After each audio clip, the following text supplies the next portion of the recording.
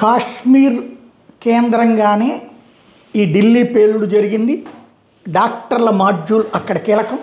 దాంతోపాటుగా కాశ్మీర్లోని ఇతర ప్రదేశాల్లో ఉన్న మరికొంతమంది విద్యావంతులు కూడా ఈ కుట్రలో ఉన్నారని తేలింది. 3000 కిలోల పేలుడు పదార్థాలతో దేశమంతా అరాచకం సృష్టించాలన్నటువంటి ఈ వ్యవహారం వెనకాల చాలామంది ఉన్నారన్నటువంటిది తేలుతోంది. తాజాగా జమ్మూ కాశ్మీర్ పోలీసులు సంబంధించిన SIA మ్యాసివ్ రైడ్స్ చేసింది. ఎక్కడ అంటే కాశ్మీరీ టైమ్స్ ఆఫీస్ మీద జమ్మూలో ఉన్నటువంటిది ఇక్కడ దాని మీద దాడి చేసింది. ఎడిటర్ అనురాధా భాషిన్ తాజాగా FIRలో ఆమె నిందితురాలుగా పేర్కొన్నారు. ఆమె పాత్ర ఉంది ఈ తప్పుడు పనుల వ్యవహారంలో. ఎవరైతే అరాచకాలు చేస్తున్న వాళ్ళకి ప్రోత్సహిస్తోంది, సమర్థిస్తోంది అన్నటువంటి పాయింట్ మీద ఒక మీడియా సంస్థకి సంబంధించిన వాళ్ళని కూడా జర్నలిస్ట్ని ఎడిటర్ మీదనే కేసు పెట్టడం అన్నటువంటిది మరొక కీలక అంశం.